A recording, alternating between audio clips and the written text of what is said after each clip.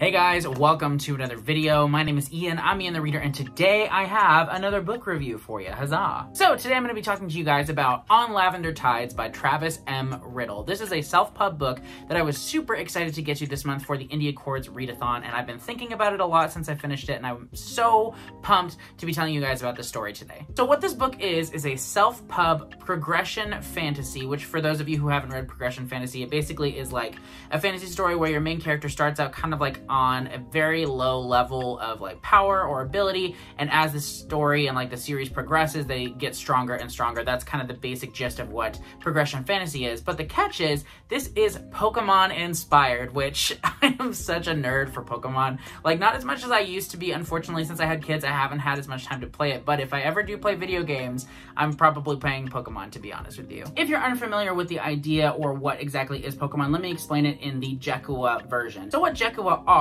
similar to animals in that they originally were animals, but over time they have been altered to become these kind of like beyond animals in that they're animal-like, but they don't look quite like animals, and they have special abilities. Now, some of them have abilities that like allow them to use electricity, some have like fire. In this, there's like friction and gravity and things like that. There are different types of abilities that each of the Jekua have, and those are very valuable in that people who are called summoners want to use those abilities and the Jekua to battle each other and to gain glory and fame and all that jazz. So when I heard that this was a fantasy story inspired by Pokemon, I was super curious because, to be honest, I feel like this is a book idea or like story that should have been told like a long time ago. Like, I don't know why nobody else has written a book that is like Pokemon but in novel form before, but that's basically what this is. I don't want to say that that's all it is, because there definitely is more going on to it, and I think that Travis M. Riddle takes like the idea of Pokemon and a lot of like the basic gist of it, but he fleshes it out, he adds more to it, he makes it more interesting in a lot of ways, and I absolutely love that. Before we get into that, I did just want to say there's a link down below to purchase this book on Amazon. It is so important to support self-pub authors. This book is really cheap as well if you want to get the Kindle version. I think it's probably like 99 cents or maybe like $2, $3, who knows. It's really cheap, or you can get the physical copy as well. And book 2 is coming out in September, so you definitely want to hop on this right now. Okay, so let's go ahead and talk a little bit about what this book is actually about beyond just the world of Pokemon type influence. I'll get into that a little bit more as well. But the basic gist of this story is that we follow two main characters, those being Balt and Aulani. They have been best friends for a very long time, growing up together on this island that is right by the sea. And the cool thing about this, not the only cool thing, but one of the cool things about this world is that like the ocean and everything is like lavender, like purple colored.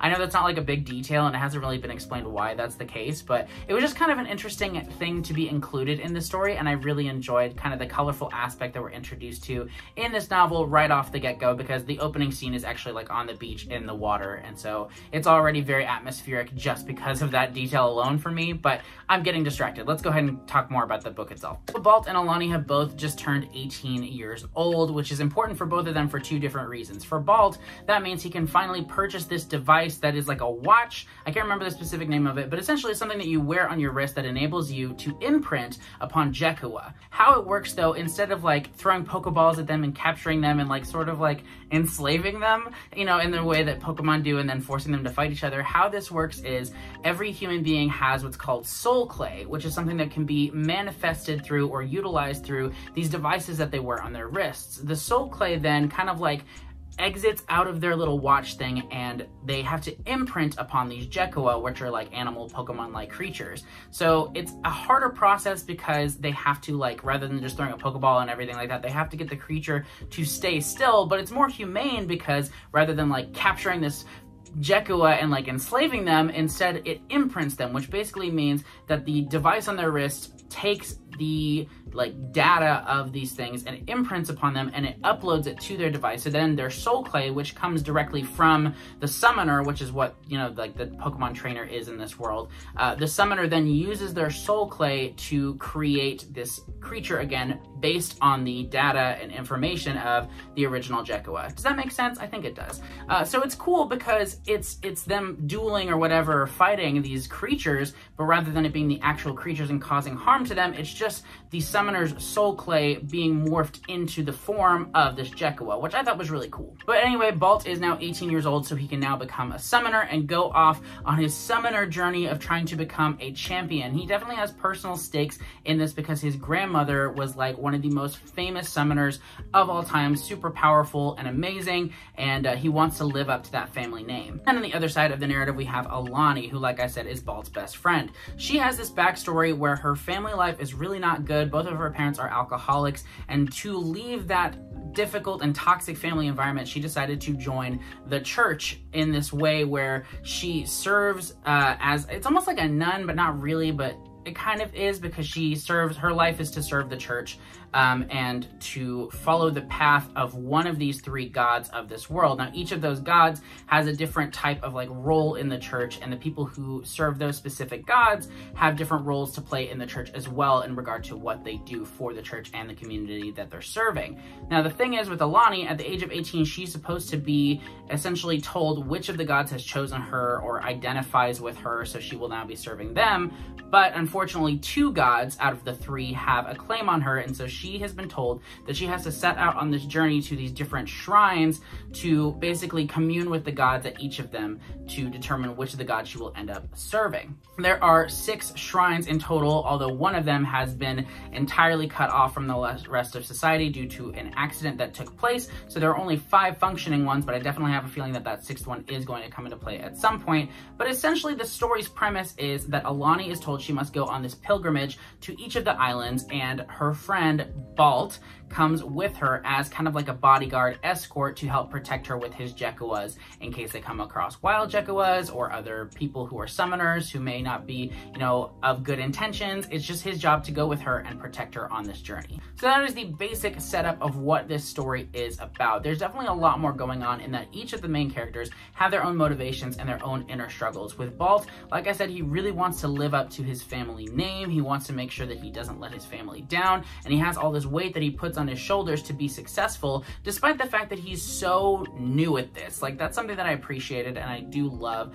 about like progression fantasy, is that you have characters who are not just like immediately good at everything. You have them going through the stages of training and failing again and having to pick themselves back up. That's always something that I enjoy, seeing that stage of the process, rather than just like a training montage or them instantly being good at something, even though that doesn't really make sense. And that definitely is the case here for Balt. He has a lot of things that he struggles with. He has a lot of instances in which he doesn't really succeed, and that was something that I really enjoyed reading. And then you've got Aulani. Like I said, she's got this backstory of her family and the darkness that is there, and the fact that she doesn't feel like she belongs there. There's also a bit of poverty going on in her life in that instance as well, so she really comes from not a lot and from a background she's not proud of. Her real struggle is that she signed herself up for this life in the church, and I don't necessarily think that she's really sold on it. She felt like it was her only option to get out of the situation that she was in, and now she spends the whole first book just trying to convince herself that yes, this was the right choice, this is my life now, this is what I want to do, rather than it being the only thing she felt like she could do. So like I said, I really enjoyed those two characters and their arcs. You definitely have some more side characters that come into play as well. You've got some figures in the church that were kind of interesting. You've got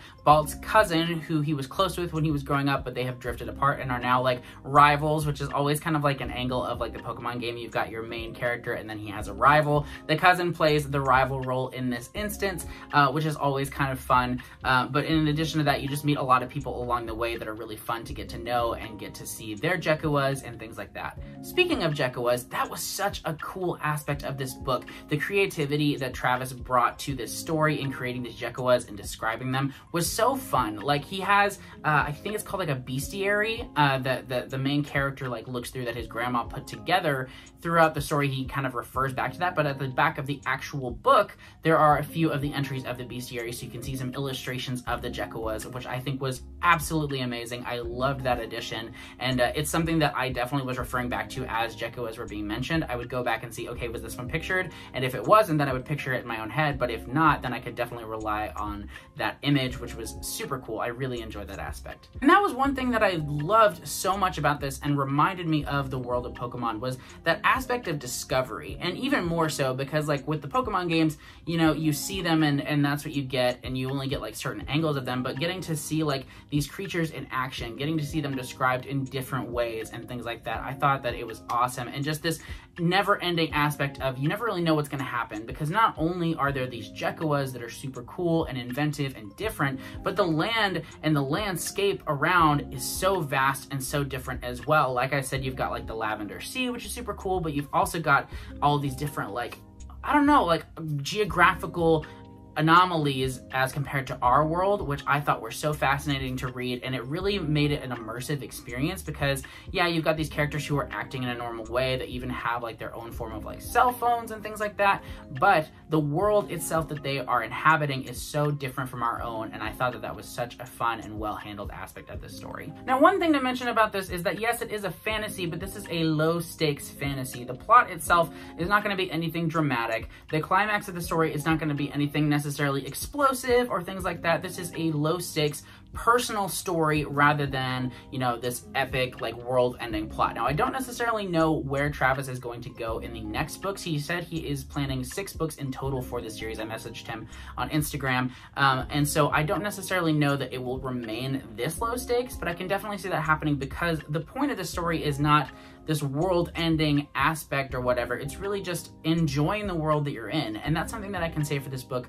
Above all else, I enjoyed my time with this. Like, it was fun, and that's all I really expected out of this book. I didn't necessarily expect to have like a lot of emotional moments or a lot of life-changing reading experience moments. I wanted to go into this and have a fun reading experience, and that is absolutely what was delivered upon, and I'm so grateful for that. I'm kind of all over this place in my review, but I just really wanted to get on camera and talk to you guys about this book, because I really think it's worth your time, and I think that it's something that a lot of readers will enjoy, because Pokemon is such like a phenomenon, and this is by no means just Pokemon. There are a lot of similarities, and I will say that as a little bit of a flaw, not necessarily a flaw, but there were so many parallels. Like, there were a lot of things like that would come up and I'd be like, oh, that's this form of this, and oh, that's this form of this, and I can definitely see that. But I don't think that that's necessarily a bad thing, because Travis takes that idea and he owns up to it. You know, I think in the dedication he even dedicates the book to a Pokemon, which is really awesome, but he owns up to that, but he also does his own twist on it, whether that's explaining how things happen or the different types of creatures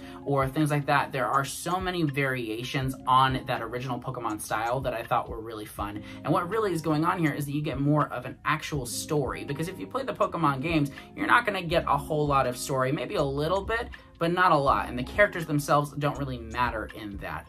So I think this was a really fun way of expanding on the idea of Pokemon and making it a more immersive experience as a book, and I thought that that was great as well. So I do want to touch on a few negatives for this book. Like I said before, there are just so many parallels to Pokemon, but you know that going in, so that's not really a bad thing. If anything, you know, I think that some of his explanations I actually preferred versus the other, like the original Pokemon aspect, like the way that you capture the Pokemon and use them, where in this one there's a more humane approach to it. I really enjoyed that. As far as the other negatives go, though, the first of those is that the characters themselves are super flawed, which is great, and I enjoy that, but they are not people I want to hang out with, exactly, if that makes sense. Like, they're both 18, and they're both trying to figure themselves out, and they're both setting out for the first time on their own, but Balt in particular is just super obnoxious, like he is, and I think that that is something that Travis really committed to. You know, it's an idea that, like, Aulani even recognizes it, like, she's like, gosh, Balt is always complaining, and he totally is, and that's something he totally owned. You know, he didn't back away from that and try to make him more likable just because he's the protagonist, and I do appreciate that. But as the book was going on, I was like, gosh, Balt, quit being such a baby, and he was. And so I am excited to see where his character goes in the next few books, but as far as the first book goes, he was really annoying at times, which was not fun. The only other negative that I would say is that, yes, I knew this was low stakes going in, but I do still wish that there had been a little bit more of a climax or payoff in this book, because there are definitely moments for both of the main characters that are like a climax of sorts, and I think that both of them were very interesting, but Aulani's in particular, I think, was a big moment, and it could have been really, really cool, and some parts of it were, but I think that there was a little bit of a missed opportunity there to dig into that a bit more and satisfy the reader's desire for a climax a little bit more in that aspect. And then Balt's was actually satisfying. I really did enjoy that as well, and it was, you know, the right climax for the story, but I just wish there had just been a little bit more oomph to the actual conclusion of the story. That being said, it did not deter my enjoyment all that much, and I really did have a blast with it. And as soon as I was done with it, I was like, man, I want the second one. And so I did actually message Travis on Instagram, and he shared an arc of book 2 with me, and I am ready to dig into it. So I'm super excited to have that in my library. There's a lot more that I could go into with this book, but honestly, I think one of the greatest aspects of this story is the discovery aspect, that as the characters are exploring the world and discovering the Jekuas and things like that, you are discovering it as well. And I don't want to spoil any of that for you. So I will just say this. This is an absolutely fantastic time. It is so much fun. It is Pokemon, but different, but also the same. So if you enjoy Pokemon or the idea of Pokemon, then this is definitely worth your time, and I think you should give it a try. It's also not very long either, so if you're looking for a fantasy book that is low stress, a lot of fun, and really short, give this a try. With that, let's go ahead and jump into my reading report card for On Lavender Tides. Alright, so for On Lavender Tides, I gave it a 20 out of 25 for personal enjoyment. Like I said, there were a few things that did bother me about this story and frustrated me as I was reading it, but overall, I really had a great time with this. I won't say that it blew me away necessarily, but I had a lot of fun, and that is definitely what I signed up for with this book. As far as the plot goes, I think that this was really solid. I think that it was exactly what it said it was going to be, and there were a lot of things that were hinted on and a lot of mysteries that were kind of set up, but we didn't really actually see the payoff of those in this book, so I'm excited to see where it goes from here, but for now, this gets an 11 out of 15 as far as plot goes. And then with pacing, I think that this was really solid as well. I actually had a really good time with the way that this was handled, and that we have these encounters that they come into, whether that be a wild Jekua or another summoner. It really kept the excitement up and kept the pace moving along as the story progressed, and you have a lot of great scenery that definitely keeps you in that fast pace as well. The characters were one thing that did also bother me a little bit about this book. Balt was just kind of an obnoxious protagonist, and then on top of that, I didn't mention this before, but I did feel that Aulani's parents were mishandled a little bit, in that their drunkenness was a little bit corny and not necessarily believable, I guess. It was just a bit over the top and not handled in a way that I appreciated as much as I could have. The world building and immersion aspect of the story is easily its strongest quality. I felt that the world was well handled and well built. The Jekuas were incredible creatures to get to experience, and the landscape was original and exciting to experience with our characters. The prose was just fine. I had a good time with it. There were a few moments that definitely did feel like they could have been edited or made to feel a little bit more natural, but other than that, I think that this was well written, and the themes that are present as far as trying to create your own identity and really live up to what you believe you should, and trying to live up to your family name or exceed your family name, were very well handled in this first book. That brings our final score to 82 out of 100, or a B-, earning it a 4-star rating from me. And that is all for this review. Thank you so much for watching. I do hope that you enjoyed. Let me know in the comments if you're interested in this book, or if you plan on picking it up, or if you have already, let me know if you agree with me or disagree with me. I would love to hear your thoughts on this. As for me, I loved this, and I cannot wait to pick up book 2. Thank you so much for watching, and I will see you in the next video. Bye!